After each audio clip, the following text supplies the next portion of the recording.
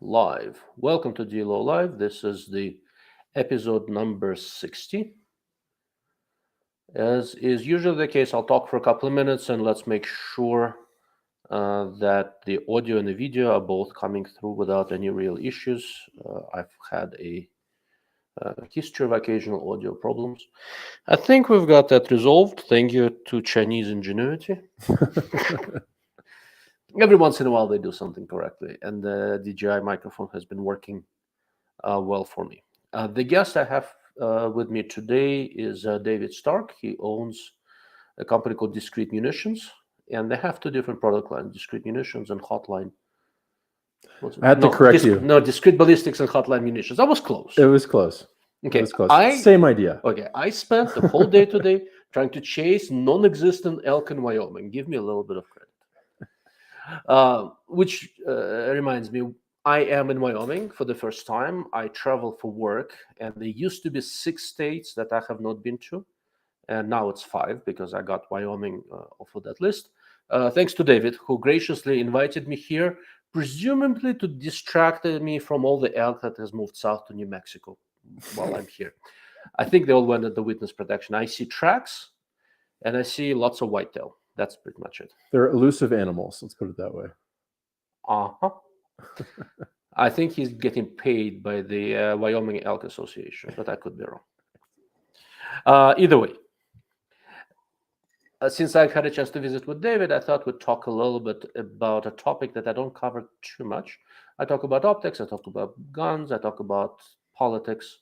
I don't talk about ammunition a ton. And I stumbled onto Discreet Ballistics fairly by accident. When I started shooting a lot of 300 blackout, I was wondering if you can hunt with subsonic 300 blackout. There was not a ton of options out there. I asked around a little bit, and one of my other friends in the industry pointed me toward Discreet Ballistics, saying that they're using a very unusual projectile that is truly effective even when shot at low velocities in a subsonic blackout. I went and bought a couple of boxes, and not only was it accurate, not only was it performing as advertised, it also turned out to be accurate, and they make a target load as well. And that's how my whole hobby of shooting subsonic ammo far away started. It started when I discovered their ammunition that was actually accurate enough to help me do that without having to reload. I think you had a bullet here. Which one? Is that the blackout? This is the 8.6 blackout bullet. This 8.6 blackout. That's the supersized version. Yeah, but the 300 blackout looks the same. If you look, I don't know if you can see it well. If you look at how this thing opened up, well, this is what the 300 blackout does as well. Since I like the ammo, I don't remember how it exactly started. I reached out to David somehow, and we started chatting and got along well enough that I'm actually here in his house. Barely. Sort of. Yeah. Okay. All right. So I have a couple of people here already. Let's do this. I'm going to let David do sort of an overview of his company, what they're doing, what they're trying to do, and the general purpose behind the whole endeavor. And after that, if there are questions, we'll hit those. Sure. David? Thanks, Ilya. The floor is yours. So Discreet Ballistics was formed in 2016, and I had previously, in 2015, shot a silencer with subsonic ammunition. It was actually an MP5 with subsonic 9mm, and I was very intrigued by the signature reduction properties of that. And I looked around and saw that there was 300 blackout seemed to be a purpose-built subsonic cartridge. So I wanted to see if there was something that was beyond the novelty of it, and I wanted to see if there was potential for a lethal cartridge. And there were some options out there at the time, but a lot of them kind of fell short. Either they weren't expanding large, or they weren't accurate, or they didn't retain their mass. And I went about in 2016 and 2017 trying to crack the code of finding a projectile that could really do all those 3 things. And those are the most important things with a lethal subsonic bullet. Essentially, large expansion, good enough accuracy or precision, and retaining mass. Those are the components that you really need to have an effective hunting subsonic 300 blackout. And in 2017, we went to market. Our big break in 2017 was actually it was Todd Huey with Lone Star Bores, who used our ammo in a honey badger, and he was very Kevin Brittingham had went down to visit with him in Texas, and he was, I think, very impressed with the performance. I think there are a lot of gun people out there who are I think understandably reluctant to rely on a bullet that's going essentially pistol velocities out of a rifle. But what we do is what I love to do is kind of dispel that and show people that actually you can have an effective subsonic bullet. So that's really how we have made our name. We also have a division of the company called Hotline Munitions.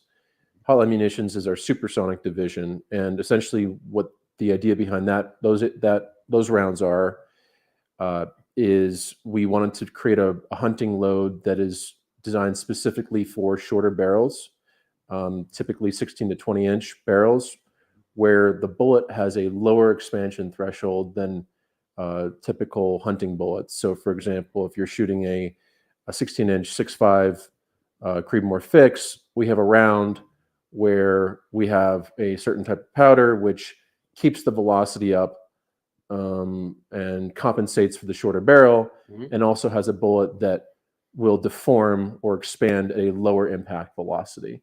So we kind of found a little niche there as well. That's and we started in New Hampshire, and now we're here in Wyoming. That's very cool. So let's see. The bullet design you use is kind of different. It is, yes. So let's. There is a question that's kind of relevant. So let's tap that, and Sure. then I'd like you to talk about the bullets and projectiles Sure. and where they come from. I'll put it up on the screen. Any projects on other fast twist calibers in the works? So the fast twist caliber I know of is the 8.6 blackout, and Q's version of 300 blackout is also faster twist. It's 1 in 5. Other than 8.6 and Q's 300, are there any fast twist calibers that you're aware of? Nothing specific as far as new calibers, but there are adaptations of existing calibers. Like what? Okay, my neck hurts something. I'm going to turn. Yeah, that's fine. What can you tell us without disclosing anything? Yeah, I would say that one of the things that we've been looking at a lot are larger diameter bullets. Typically, certainly subsonic, the more linear kinetic energy, typically the more effective. But if you add in the additional rotational kinetic energy that you get from a fast twist barrel, you can make things even more lethal. With subsonic, you have a speed limit, essentially a kinetic energy speed limit. You can really you can't make things any faster, but you can spin them faster. In fact, you can spin them, and I've talked to Ethan about this, Ethan from Q. You can spin them at a supersonic rotational velocity. So you can actually generate a supersonic crack. Well, at 1 in 3 twist, I think it's pretty much there. No. I think it's pretty close, no? No, you have to be faster. I mean, it depends on the velocity. Yeah. At subsonic velocity, 1,000 feet per second is 240,000 RPM outside of the barrel. And then got diameter. I have a spreadsheet. I'll pull it up. If you double the velocity, 2,000 feet per second, you're just under 500,000 RPM. Okay. And I believe to break the sound barrier rotationally, you have to be in the 700 to 800,000 RPM area. Well, but wouldn't that depend on the diameter? It would depend. A larger diameter would break the speed barrier at lower rotational velocity. And also, it likes to pull apart more with the larger bullets. That should make for some interesting bullet design. It does, and that's one of the things that we're really focused on is figuring out, what we've been doing a lot with supersonic is looking at bullets that exist currently, like the 185 CX that we've been using, we've been hunting with, and they work, and I've taken many animals with them, but I think there's a lot to still be uncovered in terms of figuring out a bullet that is designed specifically for fast twist to take advantage of those rotational That's very, very interesting. forces. But that's a great question. Yeah, thank you. Good question indeed. So let's talk then a little bit about your bullets, Sure. the genesis of this whole bullet design, Sure. where they come from, as much as you're willing to tell us. Sure. So, our tagline is we converge lethality and signature reduction. So, as I alluded to before, you have a speed limit, so you have to make things as effective as possible within a certain boundary. And one way to do that is using a machined solid copper projectile. What machining a projectile allows for is, especially when compared to a lead core bullet, is you have a lot more degrees of freedom in terms of how you can design it, how you can make the cuts. And also when you're using a CNC lathe, instead of having, with typical cup and core design, you would have to make a mold, and it's a whole process of prototyping. Whereas with machining a bullet, you shoot into gel, you shoot an animal, you see what the bullet's doing, you can make that change typically on the fly. So the development cycle is much faster. Okay, that's an interesting point. Yeah. Never thought about that before. Yeah. So so next, 3D printed bullets. Yes. Well, that's the thing is with copper, it's the density of copper is obviously it's less dense than lead. So the bullets size-wise are larger. So you really can't, with subsonic, you can't really go with anything with lower density than copper, or else you risk having it be too lightweight for a given size. So, I'm digressing a little bit. So with our 188 grain subsonic, really what we found was... So 188 grain is a 300 blackout. Is a 300 blackout, correct. What we found was that really subsonic bullets were not putting animals down. And in nearly the same way that supersonic bullets were. And what was happening was people were using bullets that would not expand, and they would basically maintain their form going through the animal. So it was essentially like shooting them with a full metal jacket at a very low velocity. So subsonic impact velocity, it goes to the animal. Sure, if you hit its vital organs, it will eventually die, but you're not creating the type of terminal trauma that's required for a fast death. You shoot a FMJ at supersonic velocity, at least you'll have a temporary stretch cavity, which will radiate around the permanent cavity and stretch the tissue and create more trauma. And hydrostatic shock and all that. Well, hydrostatic shock. Overrated? Yes, that's an understatement. That's a whole other conversation we can have. But the 188, the design is specifically designed to not just expand when it hits fluid, but one of the things that makes our design different is that it still has the possibility of opening up even after hard tissue impacts. And if you look at the design of the bullet, you'll actually, and I encourage anybody listening to visit our website or look at our Instagram. I'll put it up on the screen. Yeah, you'll see the design. There's actually almost like a hinge point that's built in to the near the tip of the bullet, and what that does is it helps to. It's almost like a pre-expansion point. I almost use the analogy of like a crumple zone in a car. It's almost weakened there so that when it hits hard tissue, yes, exactly. When it hits hard tissue, it it still has the chance of expanding. That's what was happening a lot with other subsonic bullets. Was yes, going through soft tissue, sure, they might expand slightly or even great, but when they hit bone or other hard tissue, hard ligaments, it was inhibiting their expansion. And I don't care how good of a shooter you are, you cannot aim to not hit a rib cage if you're trying to hit vitals. I don't know. I talk to people on the internet all the time.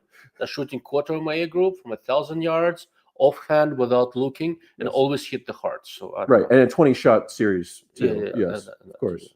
Yeah, with the most in the gun. Hey, hands off the Mosin. But anyhow, that's what the bullets look like. And if you look at the picture on the screen, it's the front of the bullet is a separate piece, and it's essentially a plunger, right? Once it hits something, there's a cavity in that. It pushes back, and the back of the bullet opens up like a flower and stays that way, doing massive amounts of damage. Right. And the idea is, obviously shot placement is key. That is understood, I think, through centuries of people shooting. But what our bullets allow for is a little extra margin because they open up so large. I mean, a deer can move and stay together.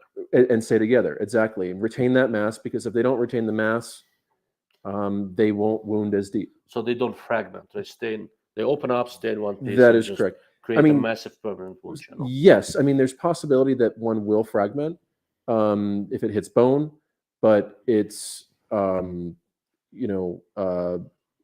typically it will only be one of the petals, one of the three petals, and you'll still be able to continue that trauma through the permanent wound cavity. And that's another thing with subsonic ballistics, terminal ballistics in particular.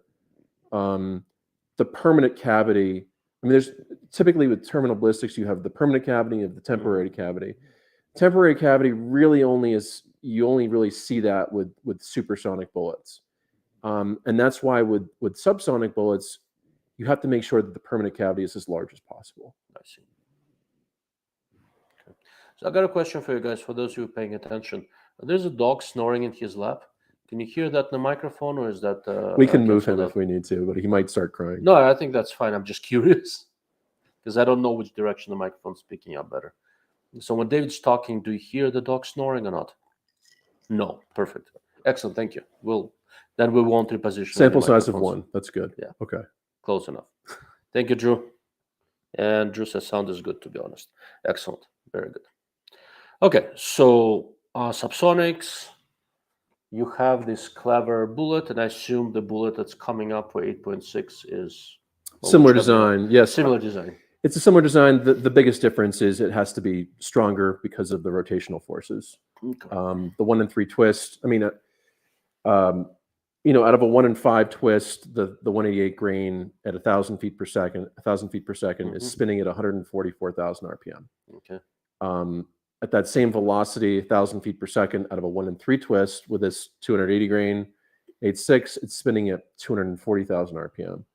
And what I can tell you is I have an entire graveyard of chronographs buried that were unfortunately casualties of testing. And we had to get to the point where we could have a bullet that straddled the line of not expanding prematurely and having enough of a failure margin where we're at close to 1,300 feet per second as far as the failure margin. So if somebody's loading a subsonic bullet at 1,300 feet per second, then that's their problem.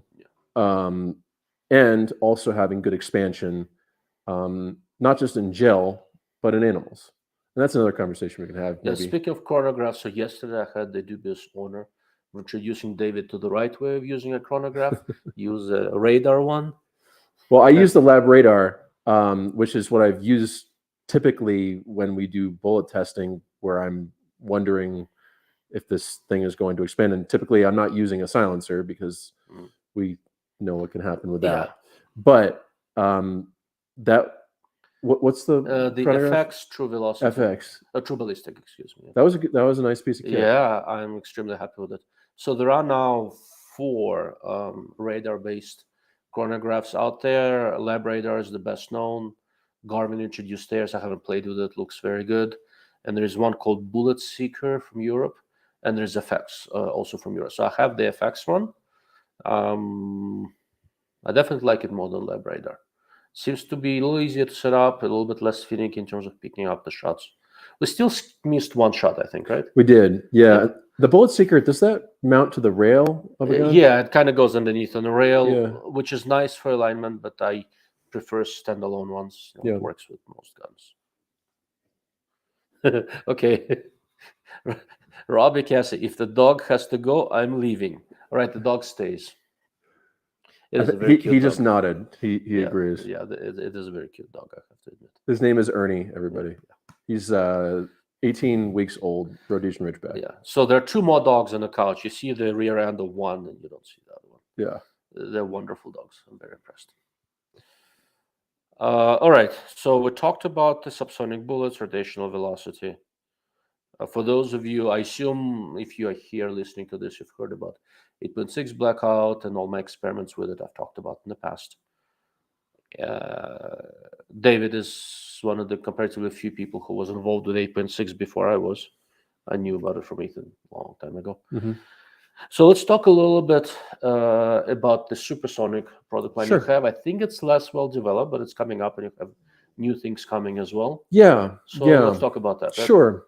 So Hotline Munitions, we started that in 2019, and the whole idea behind Hotline Munitions, we talked about it a little bit before, it was to offer a product that was designed for some of the barrels that were coming out that were typically between 16 inches and 20 inches, and threaded, mostly to accommodate a silencer. If you look at some of the loadings that have been coming out at the time and still to this day from some of the larger manufacturers, the velocities and the loadings are really developed for, depending on the cartridge, barrels that produce the highest muzzle velocity. Mm-hmm. So 22, 24, 26 inch.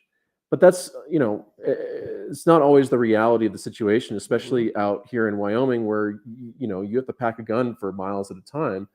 Having a very long barrel, especially if you have a silencer on that, it's not you don't necessarily need that. And especially with this ammunition. So this ammunition, we're using a machine solid copper bullet that's designed, it's actually designed in South Africa for plains game animals. And plains game animals in South Africa are very tough comparatively to North American game. So these bullets, they're solid copper. They have a very low expansion threshold, meaning that they will expand at low impact velocity. So what that allows for is a lower muzzle velocity and still have good deformation at distance. So, for example, I kind of give an example of 6.5 before. We'll use the example of the 308 hotline, and we have 6.5 and 308 hotline. So I'm showing the 6.5 Creed. 6.5, okay, yeah. 6.5 Creedmoor. Yep. So we have 6.5 Creedmoor and then 308, and we do have some other cartridges. We're working on 300 Win Mag right now. Basically, the 308, we use a 167 grain bullet. It's a machine solid copper bullet. It has a brass plunger that helps it to expand, and that bullet will expand down to about 1,600 feet per second. So if you have let's say a 16-inch fixed barrel, with our loadings, they're a little bit hotter than a typical, given the name hotline. They're a little bit hotter than a typical loading with a similar bullet weight. We're pushing between 2,650 and 2,700 out of a 16-inch 308 fix. Oh, that's significant. So it's moving pretty fast. So I don't have my within SAMI limits. What's that? Within SAMI. Within SAMI, yes, within SAMI, okay. Safe pressures. And essentially what we have is we'll have a bullet that will expand down to 1,600 feet per second. I don't have my ballistics chart in front of me, but that will get bullet deformation out to 500-600 yards comfortably. Where another bullet that has, let's say, an expansion, a lower threshold of let's say 2,000 feet per second, I mean, the bullet will still get to the target of the animal, but you won't have deformation, which really reduces the amount of lethality. So it allows people who have shorter barrels, like usually using a silencer, to be able to reach out a little bit further with a shorter barrel. Okay, so here's a picture of the bullet. This bullet was shot in a gelatin, or is It was shot into gelatin. Yeah. Yes. Okay. So there is a good amount of mushrooming, and it looks like, other than the brass tip, everything else 100% weight retention Yeah. aside from that brass Yeah. tip. Yep. very cool. So 167 grain at about 2,700 foot per second out of a 20-inch. 20-inch or, well, that, yeah, I would say 20-inch, 16-inch. I mean, you're going to be between 26 and 2,700 feet per second. Okay. Yeah. 26. That's significant. So I shoot a fix with a 24-inch barrel, and we were just discussing. So I've been hunting with the federal ammunition that shoots 168 grain burger to about 2730. That's out of a 24-inch barrel, Yeah. and I have a fast barrel. Yeah. So you are basically getting almost there with a 20-inch. Yeah, and With a we're similar weight bullet.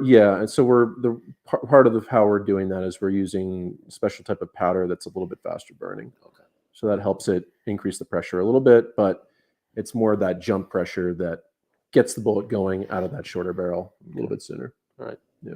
Okay, and just to be clear, in order to shoot any of this ammunition, you do not have to spend $3,000 for the fix. It works just fine from guns that people have. I will say a general disclaimer: everybody should have at least one fix. Yes. Just But as to your point, I have a Ruger in 6.5 Creedmoor. It's got a 18-inch barrel. It's a great gun. I think I paid $600, $700 so for Ruger it. American, probably. Ruger American, Yeah. yeah. It's got a nice Magpul stock on it. Mhm. These 6.5 loadings with that 18-inch barrel were right around 2,800 feet per second. Wow, that's pretty good. Yeah, yeah. That's a 124 grain. Yeah, that's very good. Yeah. So we're pretty happy with that. Yeah, that's very cool. Nice, and that's with a copper bullet, because now that I think about it, I have some federal ammo with a Barnes copper bullet, which I think was 155 or 150, and that was about less than 2,800 out of my gun. Yeah. So this will beat that handily. Typically with these bullets, you, as the name hotline implies, you really want to load them. You want to load them hot, right to the point where you're starting to see pressure signs. So Okay, very interesting. Okay, so we've got a question. Let's look at that from Mr. K. Bob. Is it rotational kinetic energy doing more damage, or is the bullet just expanding more rapidly due to centrifugal force on a faster twist chamberings? Well, that's a good Both. question. Yeah. Both. So the bullet will, I mean, again, it depends on the bullet design, but you can design a bullet where it helps it to expand fast. But what I can tell you is that what we've seen even with the 1-in-7, 1-in-8 twist and the 300 blackout, they're not opening up quite as fast as the 1-in-5 twist, but it's pretty close. Mm-hmm. But the biggest difference, I would say, in what I've observed, and we're trying to figure out ways to quantify it. But I have not yet been thinking about that. Okay, We'll talk about we'll talk after. Okay, is basically figuring out. Well, what I would say is even more significant is once the bullet has expanded, how many times it rotates as it's expanded. So an analogy would be almost like a blender blade or a propeller. Think of a meat grinder that spins faster. It'll just destroy everything that comes through. Right. So the name of the game with hunting an effective bullet is essentially increasing the chance of fast blood loss, drop in blood pressure. So the more tissue you can displace by the bullet, the more effective the bullet's going to be. And obviously you need penetration as well. So if you're spinning, so one of my customers actually came up with this concept, was to consider almost think of like a streamer on the tips of these bullets. So if you have a streamer on each three of these pedals, and you're turning it for a particular length, versus if you're at a certain rate, and then you have the same setup where it's turning at a much slower rate, and then you measure those strings with the faster rate of spin are going to be longer. So you're generating more tissue trauma. And a lot of people will be like, oh, well, how much does that really matter? Well, what I can tell you, at least anecdotally, is animals are dropping faster. One of the we are actually, in a couple of days, we're going to Africa to test out the 8.6. We're going to be doing a bunch of culling with animals that have essentially the same anatomy, same size. And we're going to thoroughly document this. And we're going to try to figure out a way to quantify this, not in gel, but in actual living tissue. Okay. So that should be useful. Hopefully that answers your viewer's question. I think it does. But you're right. Quantifying that is going to be a little bit tricky. It will. Doable, but tricky. Yeah. Very interesting. All right. So let's see. We talked about subsonics. We talked about supersonics. How about long-range subsonic? I know that's a subject for you. Standard deviation and extreme spread, consistency in ammunition is so important with long-range subsonic. I guess with such steep trajectories, any deviation really over 10 feet per second, you're going to at distance, you'll see that vertical stringing just exaggerated. If you have two shots in a row more than 10 foot, one of the things I found, I shoot subsonics far away because I think that's more an expression of masochism. What I found is that pushing them a little bit slower usually helps. So I try to not get too close to the speed of sound. Right. If they are 10 foot per second apart, two successive shots, and one of them hit the plate, the second one will not. At which distance typically? So 780 yards is the furthest I shoot. Yeah, I mean, you will see that. Yeah. So that's one of the things that we've been working on as well, is figuring out ways to make subsonic ammunition more consistent velocity-wise. And one of the things we've been playing around with is brass that has a reduced powder charge, so that the powder doesn't have really any room to shift around in the case. So everything is just packed in perfectly. So that has shown to help with velocity consistency. Is that the idea behind those aluminum cases I got from? Some of the aluminum, but the aluminum, because of how they're anodized, they wreak havoc on dyes. So the really I don't resize them. For me, that's single use. Right, but even then, it's pretty difficult from what I've seen. Brass is a lot more forgiving. Okay. And you can machine brass in the same way that you can machine aluminum. That's fair. And you don't have to anodize brass. Yeah. But I have an advantage. I have a bag about this big of aluminum cases that's a very nice person sent me. Yes, you should. I can play with them. You should do it. Yeah. You should do it. I started but then, those of you who have been here for a little while, I had one hell of a year. Had a flood. My daughter broke her foot. The Israeli stuff happens with... I talked about that. I had COVID during an antelope hunt. I got some crazy virus the moment I got here. Like everything that could go wrong already has. A lot of my experiments have been delayed because I was out of my house for 2 months. Anyhow, we have an interesting question here. Okay. Which is the very right approach. Could you feel the permanent cavity after the fact with fluid from a measured container to measure the difference in damage potential, like a big syringe with color dye? We've considered that. The problem is that unlike a gel block, the body is very porous. So if you put that fluid in, it's going to proliferate through all the body cavities. But there might be some kind of radiological fluid that you could use post-mortem. That was my idea. Fill it with something that glows a little bit and X-ray it. It's possible. Yeah. Yeah. Because if you do that, what's going to happen is that you will clearly see what is the actual wound cavity and what just permeated all over the place. Right. Because the dispersion is going to be different. And how would you, I guess the question is, once you do that, I mean, how would you measure the volume Oh, of that? it's just the area. You basically have to do X-ray this way and this way, and then you have a 3D model, and you can just see the volume. Okay. Because we have done that with CT scan. I think I showed you the pictures. Yeah, CT is just continuous X-ray. Yeah.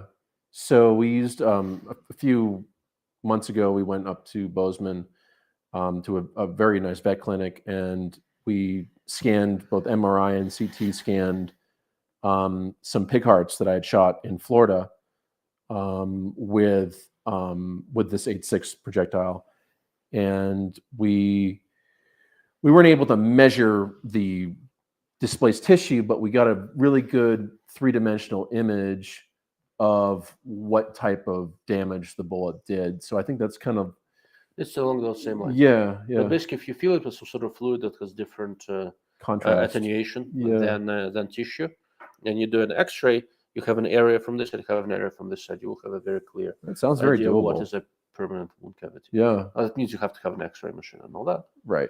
So, but it's doable. I hear there's a pretty large used medical device market out there, so maybe there's one kicking around somewhere. I would not recommend having an X-ray machine in your spare bedroom, but that would be just me. But I can offer free X-rays to the neighborhood. Maybe that's how I'll fund it. I don't know. Yeah, a friend of mine is a nuclear engineering professor at UNM, and he's on a committee that deals with this spare radiation from all the medical machines. It gets really interesting. Oh yes. Okay. Yeah, I guess that's one thing you don't want to bury in the backyard. Oh, you can bury it as long as you don't turn it on. Very cool. All right. I am going to leave David here to continue for a moment. There is something I need to do real quick. Here's a basic question for you. Sure. What is the limit for the twist rate? Okay. How fast can you go? And I'll be back in a second. Sure. Well, if we could go faster with the bullets that were available in the market, we would. It's just what's available now off the shelf. When they were designed, nobody ever conceived of anything really any faster than 1 in 5 twist. So it's interesting to see what the bullets that are off the shelf will do at faster twist rates. We've played around with 1 and 2 twist, 1 and 1 twist, 1 and 0.5 twist, and some really interesting things happen.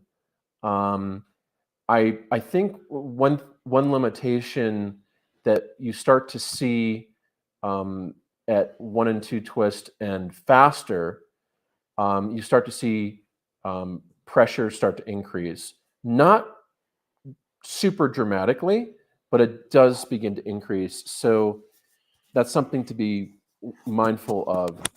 I think that's really where subsonic comes into play, because if you keep the bullet slow, you're not going to worry about pressure as much. You have more room to work with. I would say there's no reason why we couldn't go with a 1 in 1 twist for a subsonic bullet with a bullet that's designed specifically for it, i.e. not something that's off the shelf right now. Can it still be a copper bullet? Would you have to do something else? Yeah, I mean, we've shot. I actually have a video of it on my Instagram under a high-speed camera. What's the high-speed camera that's I forget the brand name, but it's the typical. I think it was 100,000 frames per second. It was actually Brian Litz who was filming it. I was behind the rifle, and we shot I believe it was a 210 grain Barnes TSX bullet, which is a solid copper bullet, out of a fix, an 8.6 with a 1 in 1 twist. Velocity, not sure what the velocity was, but believe it was subsonic, so let's call it 1,000 feet per second. Mhm. So let's see, math. So we're looking at 12 times 60 is 700,000. Approximately. No, 720,000. Mhm. So that was spinning at 720,000 RPM, and that 210 barns held together. Okay. So that gives that hopefully that gives the viewers an idea of what is possible. Practically speaking, what does that do? Well, what I can tell you is that 210 barns will not deform at subsonic velocity, linear velocity. Mhm. We didn't shoot that into gel. It'd be interesting to see what it would do. I doubt that additional rotational velocity would open it up, just given the bullet's construction. But there probably wouldn't have to be too much to be changed to get it to open up. It's such an exciting area because I think everything else in ballistics and terminal ballistics has just been so incremental. I mean, incremental is generous, I guess, to say. Incremental is generous. Nothing has changed. So there have been two clever new things with ballistics. One was complicated cases that survive high pressures, Right. like 6-77 Fury. That's a legitimately interesting idea. And the other one is this fast twist stuff. That's pretty much it. I would agree. Haven't seen anything else really. Well, with the larger caliber stuff, there is this dual ignition thing when you have conventional powder, that first stage, and then hydrogen explosion second stage. They get some nice velocities. I've got, but that's more my day job stuff. Right. But Right. and it's not small caliber arms. Right. Right. Yeah. I mean, it's really exciting, and the possibilities. I mean, I think one possibility. I know Kevin's talked about this, but like, why not have a short barreled fast twist, 500, 600 nitro, and see what that could Look, do. I'm all for it. I'm trying to get a fast twist 458 SOCOM barrel because that's what I really want. I have some subsonic 458 SOCOM loads that I loaded up with the old 600 grain spear bullet. Oh yeah. Okay, it's not gonna. If you shoot anything, it's not gonna deform. But it's but it's a big ass bullet. Yes. It's a big ass hole, and one of the most satisfying things you can do in the range is shoot metal plates with it, because everybody else goes ping ping. When the 600 grain bullet, even going slowly, hits the metal plate, yeah, the frequency is a little different. Yeah, it's and everything stops, and everybody goes, "What just happened?" They're fun. Yeah, and I mean, I think 458 SOCOM's one of those bullets that we're definitely looking at in terms of increasing that twist rate, because as we can get into a little bit of the math here, because as you increase the diameter of that bullet, the moment of inertia changes, so the effect of that rotational velocity increases. So I mean, that's another thing that you can kind of have to add to the effectiveness of subsonic and supersonic bullets, for that matter. But I really think this fast twist, yes, it has an amazing effect with supersonic bullets, but I think that a lot of people are going to really see its effect at subsonic velocities first. That's fair. I will say that from the little that I've seen, I think at supersonic velocities, you do get bullets opening up at lower impact velocities. Yes. And that does seem to make some sort of a Well, difference. the story that I told you the other night, and actually the bullets on the shelf over there, we were using a 185 grain Hornady CX out of my 12-inch Q-Fix. Sarah took a great shot at 175 yards on a nice mule deer. It's hanging up over there. The muzzle velocity, I didn't have a chronograph, but those loads were right around 2,100 feet per second. And that 185 grain Hornady CX bullet was designed by Hornady as essentially a 338 Win Mag bullet. So it's designed to have a muzzle velocity close to 3,000 feet per second. And what Hornady says is, don't let that bullet fall below 2,000 feet per second, because there won't be adequate deformation. Well, That bullet definitely fell below 2,000 feet per second if it had a muzzle velocity of 2,100 feet per second and impacted 175 yards. So it's likely around 1,700, 1,750 feet per second impact velocity. Long story short, we pulled that bullet out of the deer died instantly. It was a great shot. It was quartering towards Sarah, so you had the longer wound track, so it wasn't a pass through. We pulled the bullet out, and it had expanded larger at that lower impact velocity than anything in Hornady's marketing material. Didn't hit bone. It may have hit some bone, but that's not what made it expand. It's essentially full weight retention. So most of the animals that I've shot with these subsonic or the 185CX have just been pass-throughs because they've been broadside shots. But sample size of one, at least in our family here, we've seen amazing expansion at lower velocity, which I think is a result of that higher twist rate. Just to be clear, 12-inch barrel, 1-in-3 twist. Correct. Okay. Yeah. That's anecdotal evidence is still evidence. It is, and we're hoping to. Our big goal in this next year or two is to figure out a way to quantify it, which is, I think, will be helpful for everybody. I believe so. All right, so all sounds wonderful, right? But other than bullet integrity, are there any downsides to the fast twist? Yeah, I mean, well, one thing that some people will say is the bullets will be overstabilized. And what I can say about that is if the bullet is constructed properly and it's balanced properly, overstabilization is not an issue. There's no such thing. All right, so overstabilize is something I've looked at in the past. And it's basically a bunch of hooey, to be honest with you. If the bullet is defective and it's unbalanced, then absolutely. The twist rate will, and that's a big reason why twist rates were slower 20, 30 years ago, because bullets were not made as precise as they're made now. So if there is an imperfection in the bullet construction, that fast twist will tease it out real quick. Otherwise, the downsides are going to be along that vein. If the bullet is made does not, let's say it gets by inspection, there's some kind of imperfection. The rotational force could, worst case, or I should say best case, make it not as precise. Worst case, if it's an expanding bullet, it could open up in somebody's silencer, or so you might lose a suppressor. That's right. What other worst case could there be? I mean, I think also, there's a lot of people who are willing to are getting into reloading because 8.6 is so exciting, and reloading is something that takes.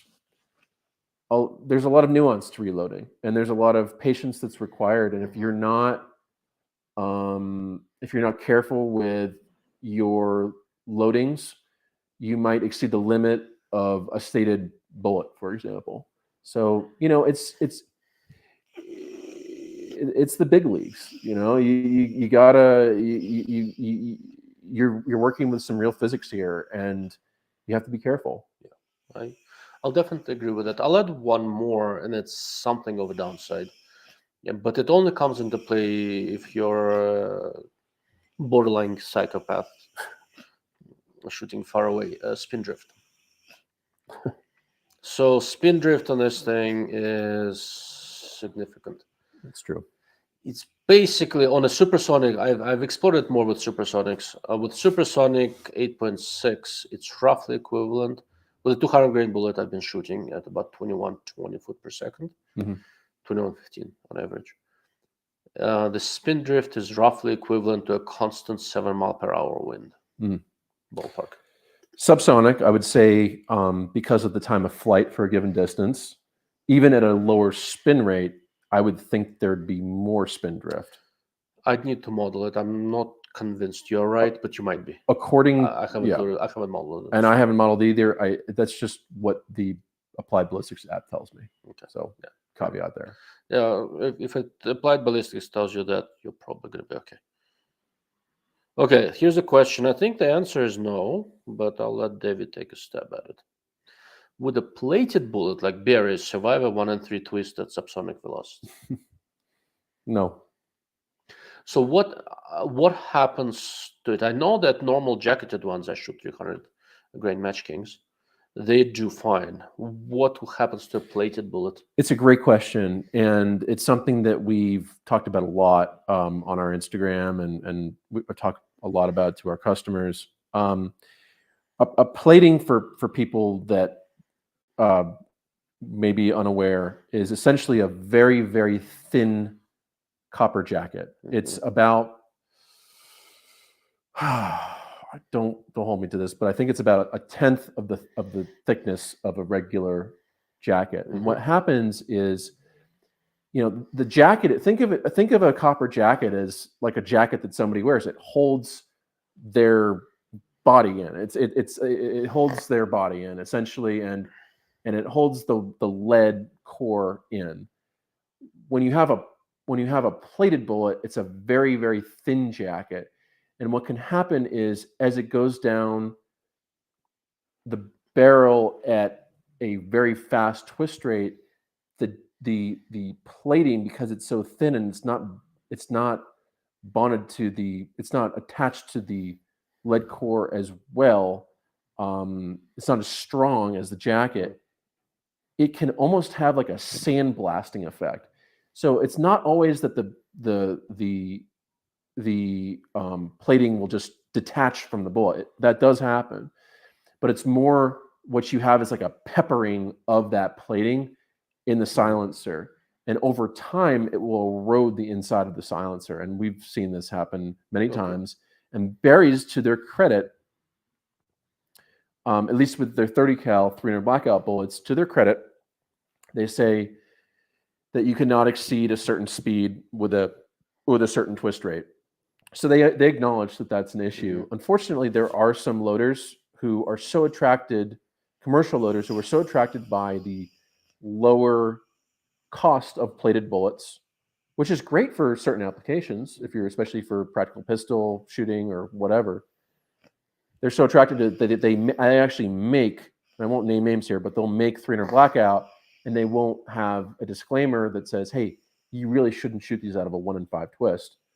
And sure enough, it's been causing issues. So out of a 1 in 3 twist, my gut tells me that is a no-go. I mean, if there's some kind of plating technology that's forthcoming, maybe that would be a solution, but I haven't heard of anything. Okay, fair point.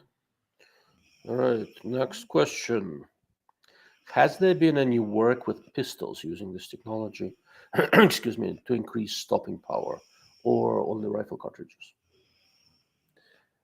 Yes.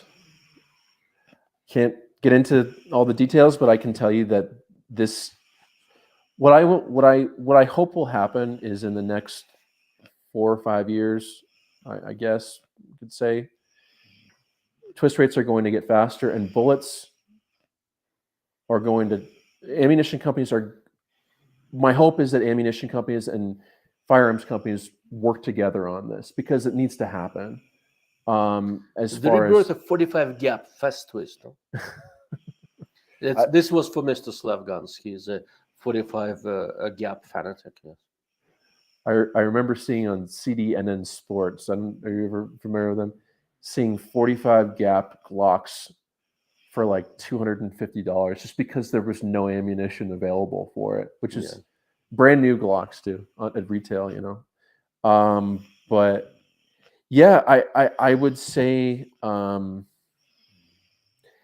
I would say that there absolutely is an application for pistols. Yeah. You would think there would be. Okay, next. For Mr. Quality Guru, what are the biggest factors within the manufacturing of ammo that lead to a large spread and large standard deviation? Great What question. control factors are put in place to minimize them? So certainly the first one is powder charge. If you have a powder charge that is inconsistent, you're going to have velocities that are inconsistent. So if you can control for that, that's a big part of the equation. I can tell you that our machines that we use, there is a digital powder check where if the probe that goes into the case that has the powder in it during the manufacturing process detects the slightest change, it will stop the press and it will alert us, and then we will take that off. Luckily, the machines that we use, I mean, I can count maybe on two hands when that's happened, but it does happen. What else? I would also say seating depth can have an effect on velocity, especially with subsonic.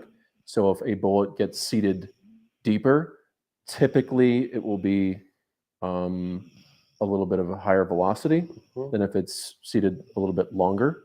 So controlling for consistent seating depth is very important. What else?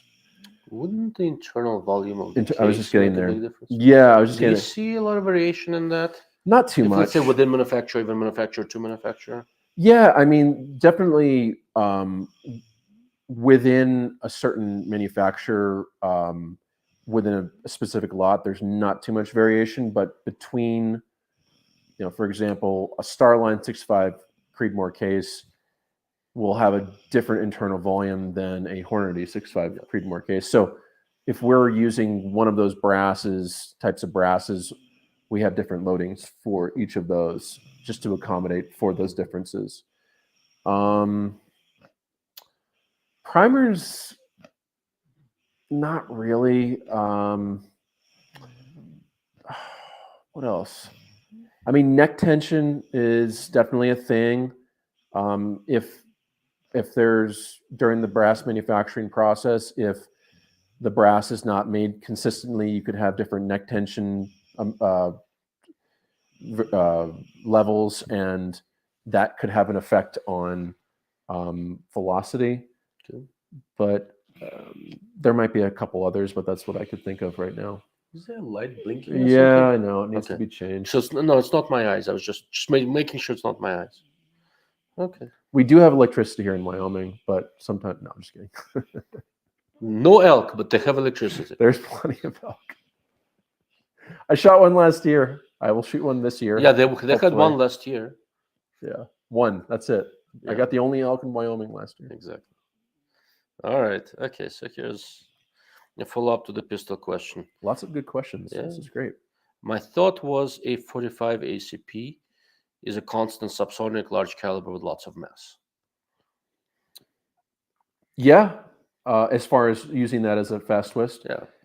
45 is great. I mean, that would be an interesting candidate because it already has a large diameter, so you wouldn't even need it to expand that much larger for the effect of that fast twist. Yeah. But I mean, it's already subsonic, like you said.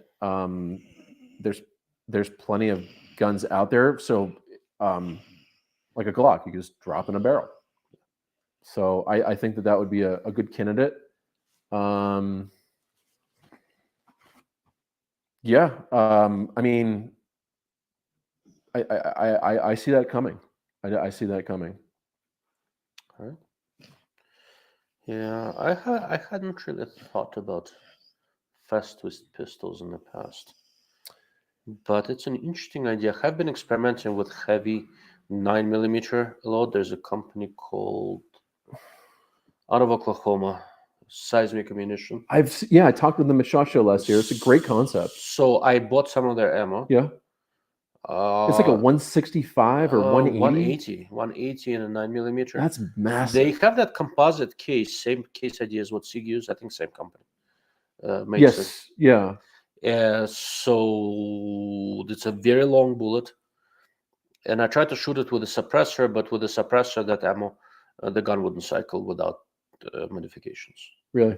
which was interesting. But then once again, 2023 happened and I stopped experimenting.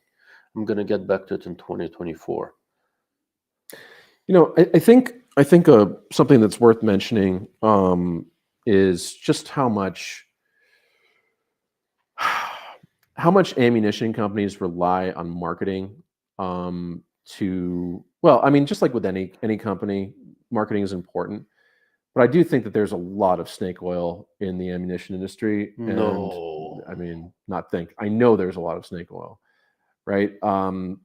And yeah, because in other parts of the gun world, like optics, no snake oil at all, none whatsoever. But one of the goals that we have is to show real world results, and I think either these companies are afraid to show it because of blood or whatever. But the analogy I use, people always ask, well, what does it do in gel? Who cares what it does at gel? What is it doing in the animal? It's akin to test driving the new Porsche Turbo. Do you want to test drive it in Gran Turismo, the video game, or do you want to test drive it on the racetrack? I mean, it's the same idea. I mean, I sure, simulations are important, but the proof's in the pudding. You have to put these bullets into animals if that's what its intended purpose is. So there is a question here that leads to something else I want to talk about. Sure.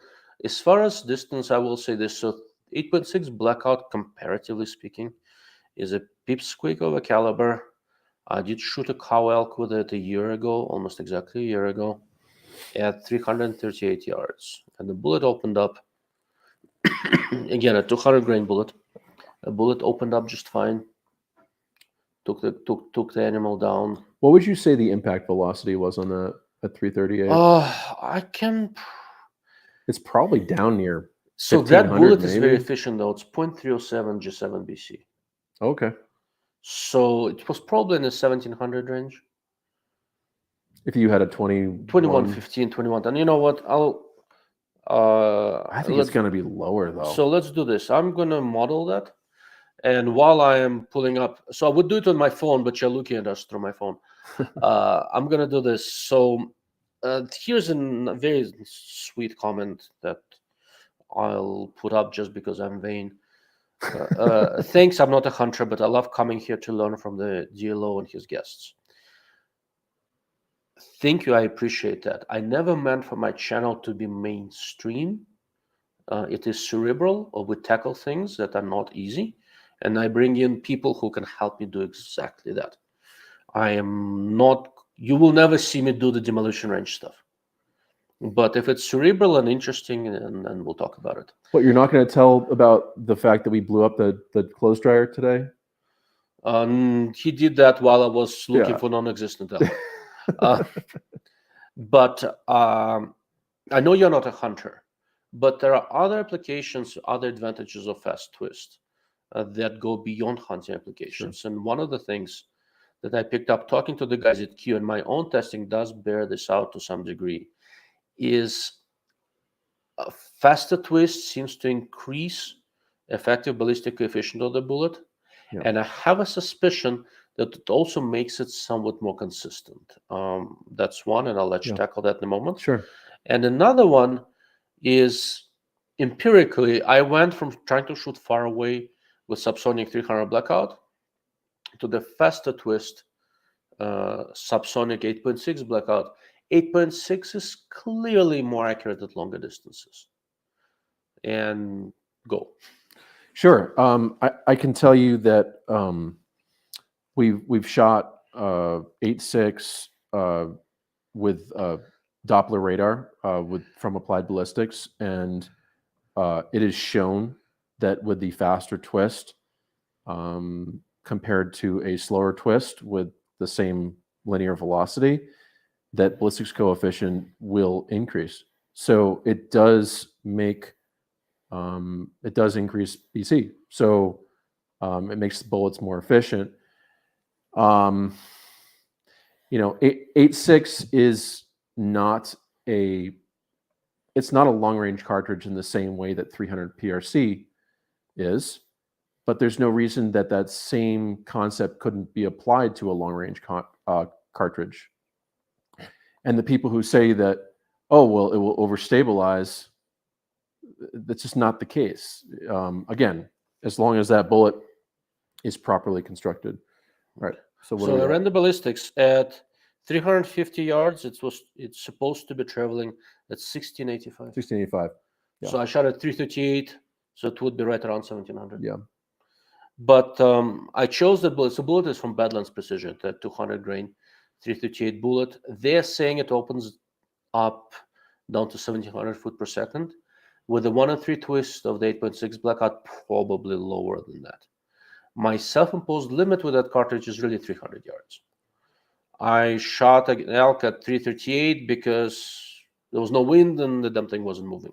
This is the Hornady ballistics chart? No, this is JBM ballistics. JBM. Okay. Yeah. And it's usually close. Yeah. Okay. Yeah, I use the Hornady one a lot. Yeah.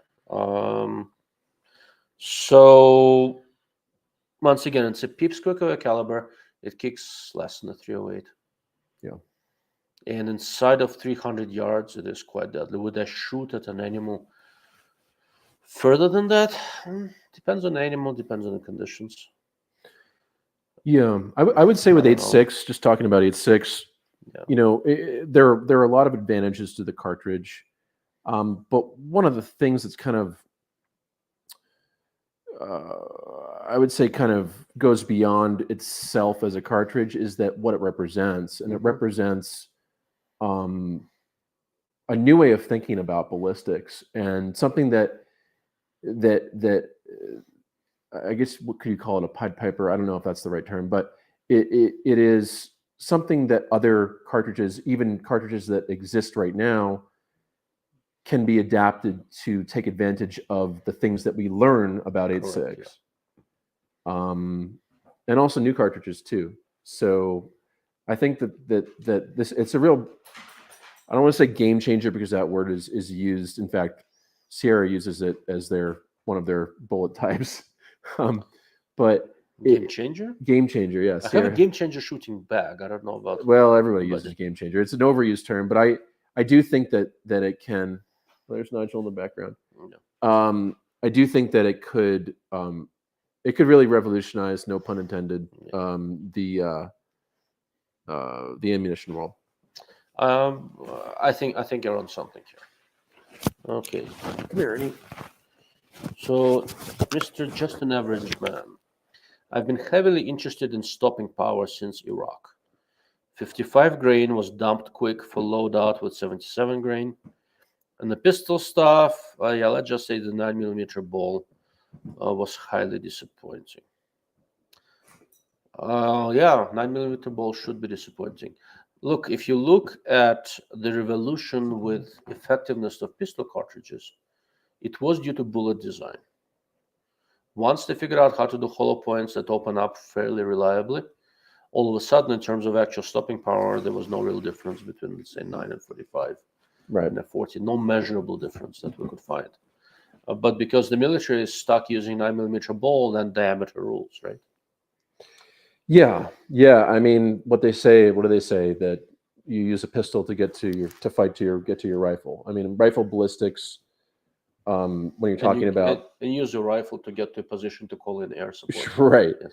I mean, when you're talking about typical military bullets that don't really have expansion, you really do need to rely on higher velocity. Mhm. And one of my person who I really respect, fortunately he's passed, but he's basically he's considered the father of modern wound ballistics, and his name is Dr. Martin Fackler. Yeah, I knew Dr. Fackler. You do know? Not well, but I've met him. Yeah, he passed away, I think maybe 5 or 6 years ago, and I've read everything he wrote. He's a great writer. He was the editor of a quarterly newsletter called Wound Ballistics Review, which I would encourage anybody to just Google Wound Ballistics Review, I believe it's called. And Just read it. And everything came out. I think that the last issue was in 1999. So it's 25 years old, but it cuts through all the bullshit. Like these things haven't really changed much aside from Fast Twist. I'd be curious to see what he thought about Fast Twist.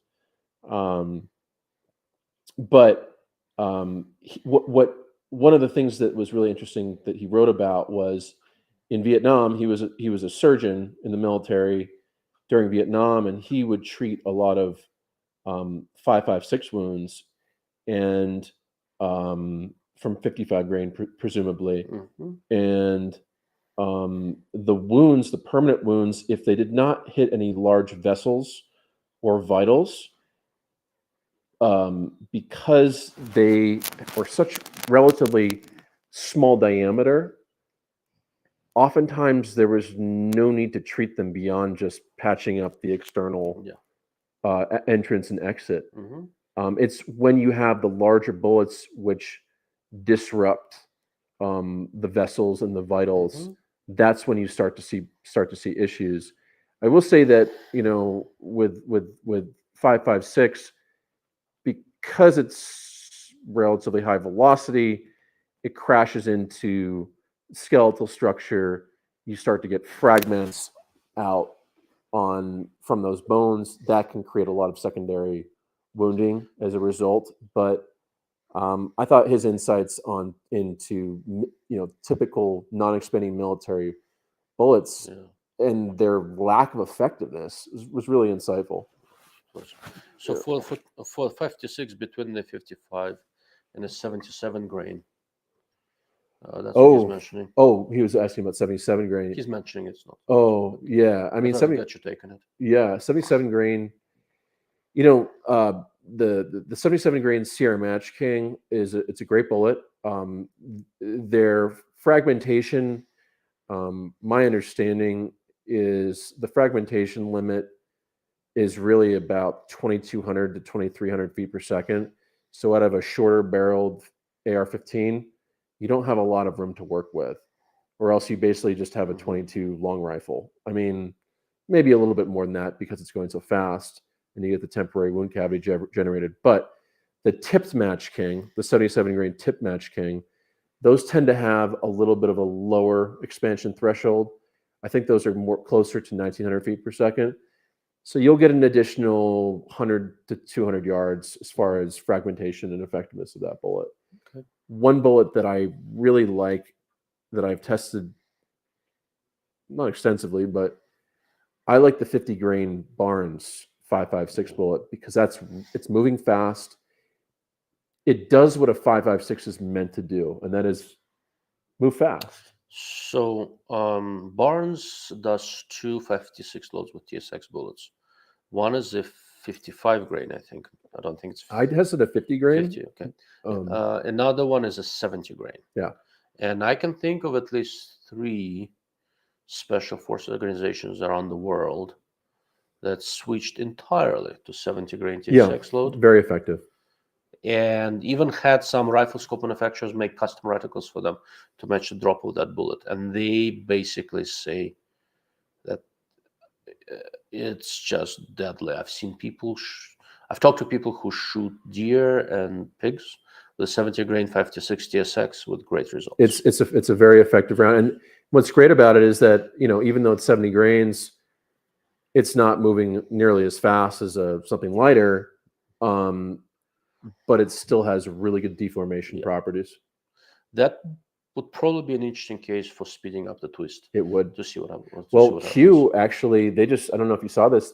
They were now going to announce a 56 Honey Badger with a 1 in 5 twist. 1 in 5. Okay. Yeah. So I just love what they do. It's so radical and so different than what any other company is doing. And I would imagine that 1 in 5 twist will do some really interesting things to a lot of the copper bullets that are out there on the market, including that 70 grain. Would it cause any issues with traditional salt bullets? It's possible. I assume You It's did some testing. I possible. need to talk to Ethan. I mean, they make those 55 grain bullets in such high volume. I mean, maybe it's a thing like it's a Toyota Camry where they've figured out all the bugs and they make great bullets. But I'd imagine that there are probably places, Or it could be Hyundai Excel, 90% right? crap. So. Exactly. Or it could be like that where you start to have a lot of imperfections in the manufacturing process. And Okay, so real quick question. Ernie over there is laying right on the microphone. Can you still hear David fairly well? Just making sure. I can move him. No, he's cute. Leave him. He's gonna make this your highest rated live stream, I think. Probably not. I think I had something very controversial once and a ton of people chimed in. Oh yeah. Okay, well, Mr. Just an Average Man goes, your stuff is super interesting and very promising. And I agree. All this fast twist stuff Thank you. is very promising. For the first time in a long time, there's actually something clever in the ammunition world. Because up until then, all I see is we have a new cartridge.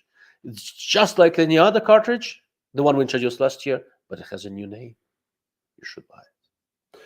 6.8 Western, I'm looking at you. Right. Well, also, like 6 arc. I think it's a great concept, but I mean, growing up, I shot 6 PPC with my dad, who was a bench rest shooter. It's basically the same thing. 6 PPC was using a little bit of some smaller bullets. The 6 arc uses a 108 grain typically. Yeah. So 6 PPC, the way all the barrels are throated, you can't really use long bullets, and the twist is much slower. It's slower. Yeah. Yeah. But also the way the throat is done, long bullets are hard to use. But it's a similar concept. It's the same. Yeah. It's almost the same Yeah. caliber. So Yeah. So here's a follow-up on that.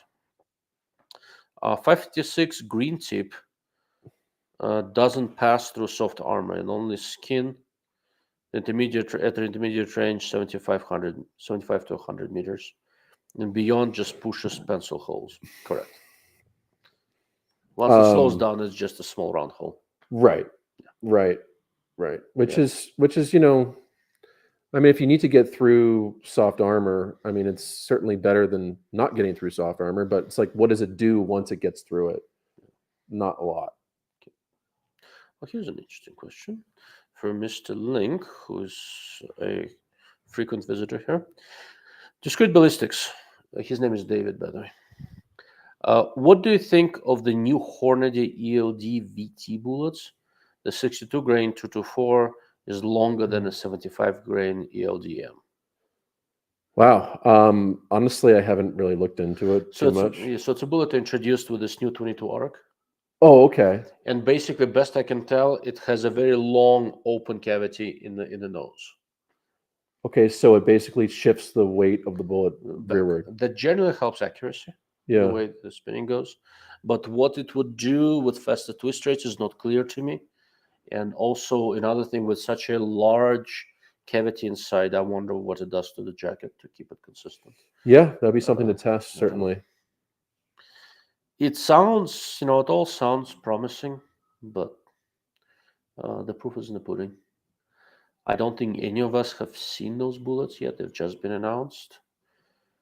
We had a live stream on a Slav Guns channel trying to, read the leaves and see if 22 arc is going to do well, and nobody knows. It's definitely an interesting caliber, and it is an interesting bullet. But we'll see. Right, guys, it's 9:15 here. We started at 8. I have to get up really early tomorrow and see if there's one elk left in Wyoming. So I'm going to give it, last couple of questions, and then we're going to wrap up.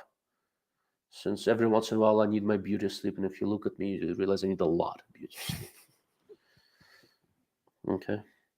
So last couple of questions, and then we're going to bid you good night. And that gives me a chance to finish my bourbon. Yeah. It's excellent bourbon. Thanks for bringing that. You're very welcome.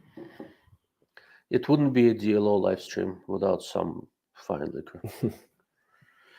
During my first several episodes, I would take something interesting, fill a flask with it, and drink it through the live stream and make people guess. And if you guessed it correctly, you got a free T-shirt. Oh, that's a good one. Something like that.